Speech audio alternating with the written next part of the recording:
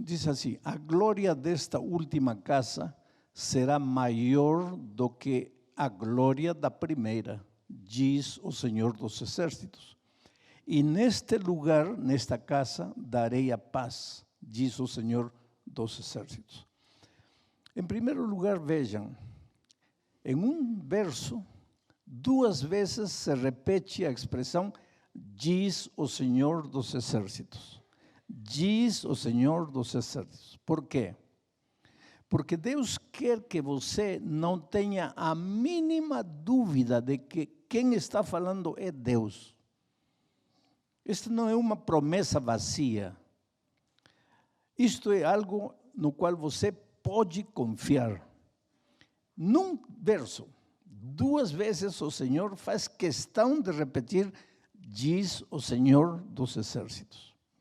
Agora, este texto foi escrito quando, em um dia como este, estavam apresentando, estavam dedicando o templo de Jerusalém pela segunda vez, porque o primeiro templo de Salomão foi edificado antes, só que quando o inimigo chegou, destruiu o templo, destruiu a cidade, levou os jovens hebreus cativos para Babilônia, entre eles Daniel, Mesaque, Abednego. Esse templo acabou. Anos depois, Deus permitiu que o povo de Israel voltasse para Jerusalém, para reconstruir a casa, para reconstruir o templo. E foi esse templo, dirigido por Zorobabel, que se edificou de novo. Agora, o dia da dedicação desse segundo templo, estavam vivos ainda muitos daqueles velhinhos que tinham estado presentes na dedicação do primeiro templo, o templo do Salomão. E esses velhinhos choravam e choravam quando viam o segundo templo, choravam e choravam. Só que por que choravam? Não era de emoção, não era de alegria. Eu tenho visto algumas lágrimas esta manhã, mas são lágrimas de alegria, de emoção. Aqueles velhinhos não choravam por emoção, choravam de tristeza. E por que tristeza? Porque eles tinham visto a glória, o esplendor do primeiro templo. Sabem quanto custou a edificação do primeiro templo, do templo de Salomão, em valores de hoje? Se traduzíssemos toda a prata, o ouro, as pedras preciosas, a madeira importada de outro país, se juntássemos tudo, sabe quanto daria hoje? 300 mil milhões de dólares. Ou seja, 300 bilhões de dólares. Um dos templos mais bonitos dos Estados Unidos é a Catedral de Vidro, em Los Angeles. Custou 6 milhões de dólares.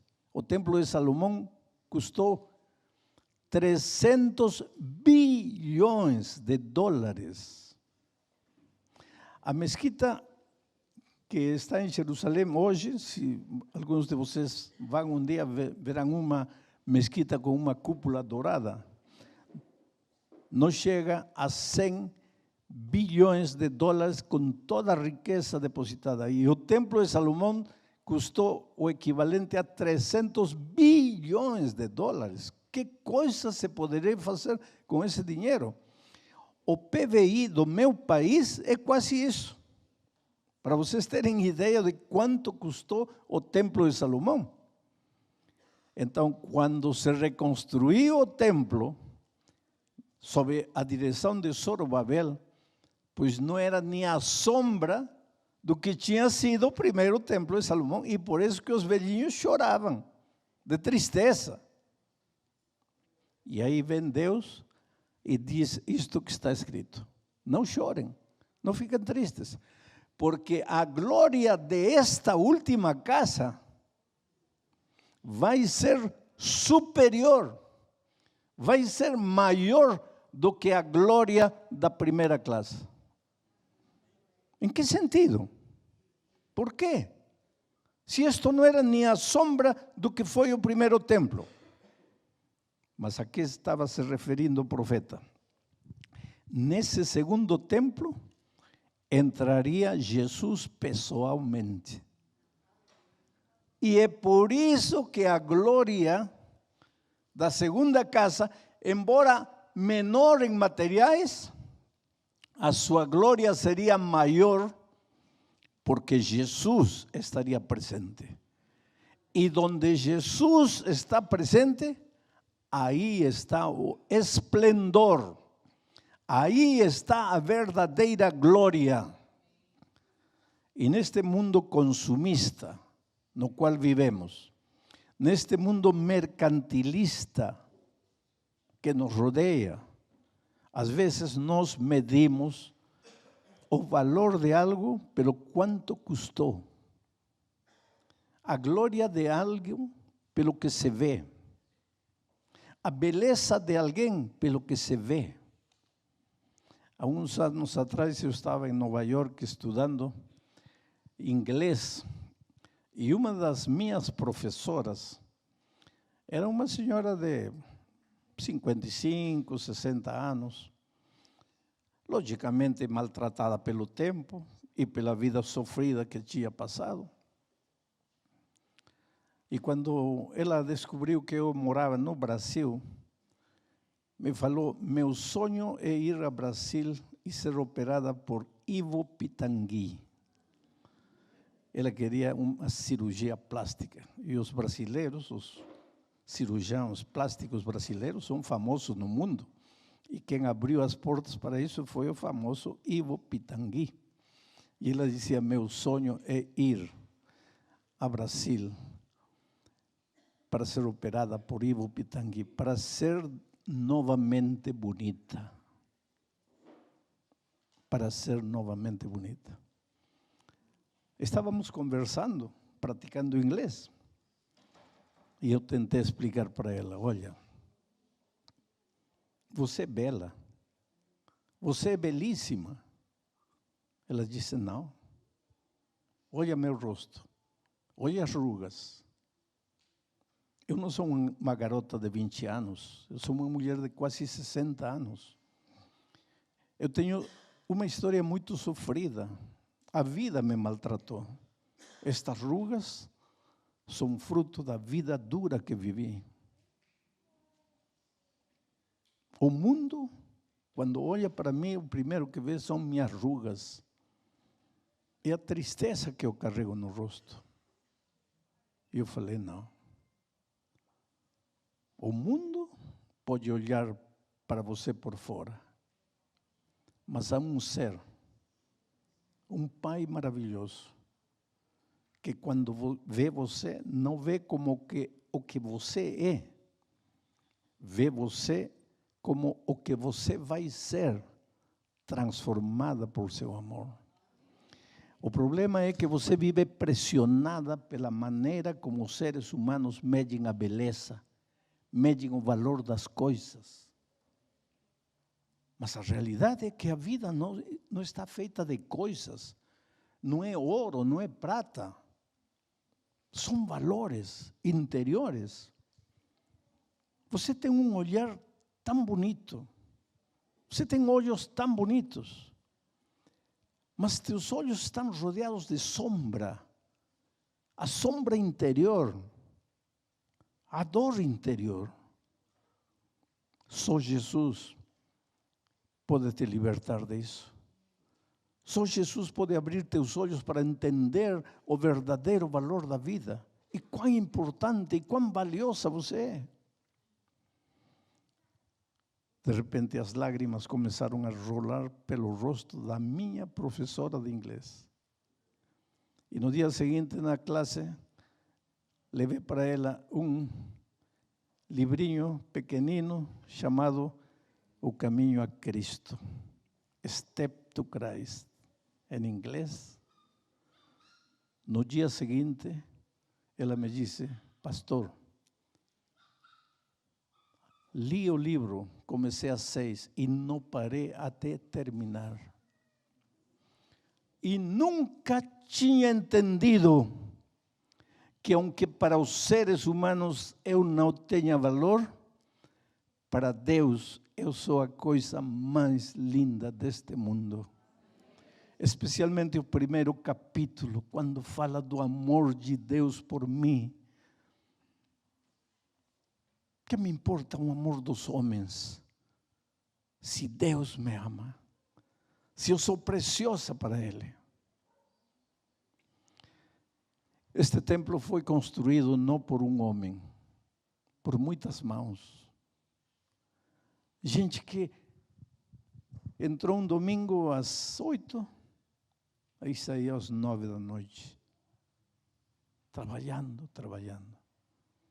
De repente, você lutou, e não se menciona o teu nome, porque esse é o problema de agradecer coletivamente às pessoas. Alguém passa por alto.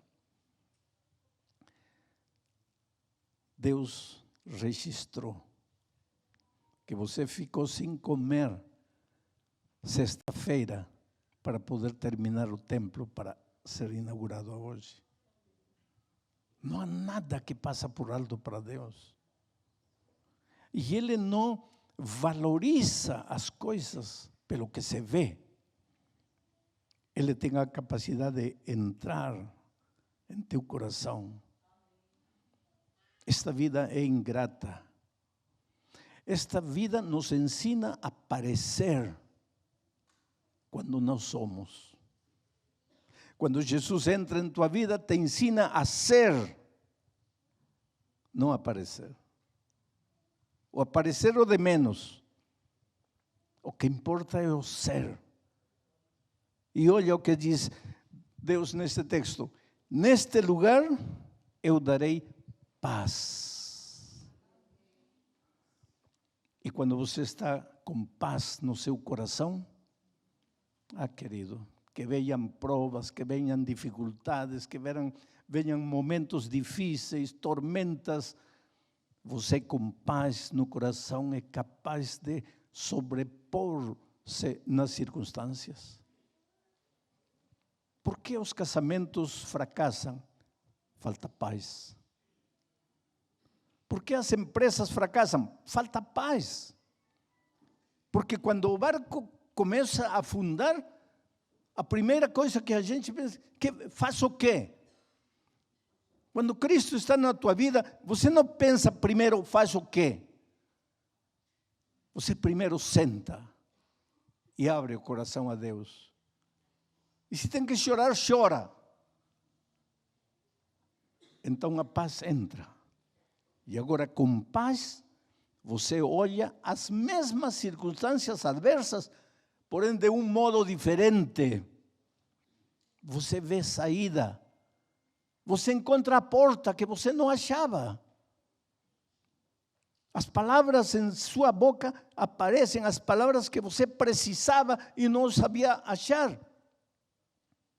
Essa é a diferença entre ter Cristo e não ter Cristo na vida. Oh, querido, você um dia saiu das mãos de Deus. Outro dia eu estava no avião, viajando com um homem que não acreditava em Deus. Começamos a conversar e, logicamente, entre as coisas, ele me disse que era jornalista, eu disse que era pastor. E ele disse, pastor, com todo respeito, no tempo em que vivemos, há lugar para Deus. A Bíblia não é um livro tão antigo, que foi escrito séculos atrás, por gente que andava de sandália e vestia túnica. Como é que a Bíblia vai ter valor hoje? Sim, querido. Quando a Bíblia foi escrita, a cultura era outra. Mas é que a Bíblia contém princípios, e os princípios de Deus são eternos. Porque o ser humano pode mudar o país, pode mudar a língua, pode mudar a cultura, continua sendo ser humano. Por exemplo, você vê o noticiário um irmão de carne matou seu outro irmão carnal. Agora vai ao livro de Gênesis. Um irmão chamado Caim matou seu irmão Abel. Agora vem para o século 21, o século das luzes, da informática. Um irmão matou seu irmão. Os complexos de antes são os complexos de hoje, mais sofisticados. Porque quando antes se coçava a mão, alguém, você dizia, está com coceira. Hoje, está com alergia. Quando alguém, antes, não queria trabalhar, era um preguiçoso. Hoje, está estressado. Mudamos as etiquetas. Mas o ser humano continua sendo o ser humano vazio de sempre. Os dramas da humanidade são os mesmos. E se você saiu das mãos de Deus, porque aquele jornalista no avião me disse, não, eu não saí das mãos de Deus. Mas você está vivo. Sim, mas eu sou fruto da evolução. Bom, eu tenho todo o direito de respeitar tua maneira de pensar. Se você é fruto da evolução, muito bem, eu aceito. Mas que é a evolução? Um dia houve uma explosão. Saíram partículas para todo lado. Uma dessas partículas é a Terra. Havia água. Apareceu vida na água. Apareceu um girino. Esse girino perdeu a cauda, virou sapo, subiu numa árvore. Tudo isso em milhões e milhões e milhões de anos. Aí o sapo virou macaco. E com milhões e milhões de anos, o macaco virou gente. Então, eu respeito a tua maneira de pensar. Mas me diz então, a tua vida é fruto do propósito, do acaso, da casualidade. Que sentido tem tua vida nesta terra? De onde você vem? Para onde você vai? O que você faz nesta terra? Nada. Você é fruto da coincidência, do acaso. Agora, se você crê que você saiu das mãos de Deus, aí sim sua vida tem sentido. Porque você sabe de onde vem e você sabe para onde vai. Acontece que todos nós saímos das mãos de Deus. E longe de Deus, eu não estou falando de religião aqui, estou falando do ser humano, estou falando da vida. Porque há coisas interessantes que o ser humano tem. Diz, não, eu não sou religioso, eu não tenho inclinação religiosa. Oh, querido, todo ser humano tem religião, tem inclinação a buscar um Deus. Talvez você não adora ao Deus Criador dos céus e da terra, mas você adora suas ideias viraram Deus para você. Talvez você adora o poder, adora o dinheiro, adora o que for, mas adora. Talvez você se adora a si mesmo, mas adora. Isso não importa que você é membro de igreja ou não, que você acredita ou não. Essa inclinação a adorar está dentro de você. Isso é como a fome, porque quando Deus nos criou como um triângulo, não? Nós temos um lado mental e emocional. Todo ser humano, ateu, muçulmano, católico, adventista, todo ser humano tem um lado mental e emocional. Essa é a estrutura humana. Tem outro lado, o lado físico. E tem outro lado que é a base, o lado espiritual. Não pode negar. Vamos falar do lado físico, a fome. Eu te digo, eu não acredito na fome. Como não? Não acredito na fome. Mas quando chega meio-dia, vou ter fome. Não, mas não acredito, mas vou ter fome. Não, mas não aceito, mas vou ter fome. Porque isso não depende de mim, é minha estrutura. Então, eu digo, não, eu não acredito em Deus. Mas teu coração tem anseio de Deus. Por quê? Porque você saiu das mãos de Deus. E a única maneira de ser completo e feliz é devolver-se a Deus. Agora aqui, você pode ter dinheiro, ter poder, ter fama, ter o que você quiser, sempre vai ser vazio. Sempre vai se perguntar, o que está me faltando? Por quê? Porque está longe de Deus. Porque você saiu das mãos de Deus. E a única maneira de ser feliz e pleno, completo, é devolver-se a Deus.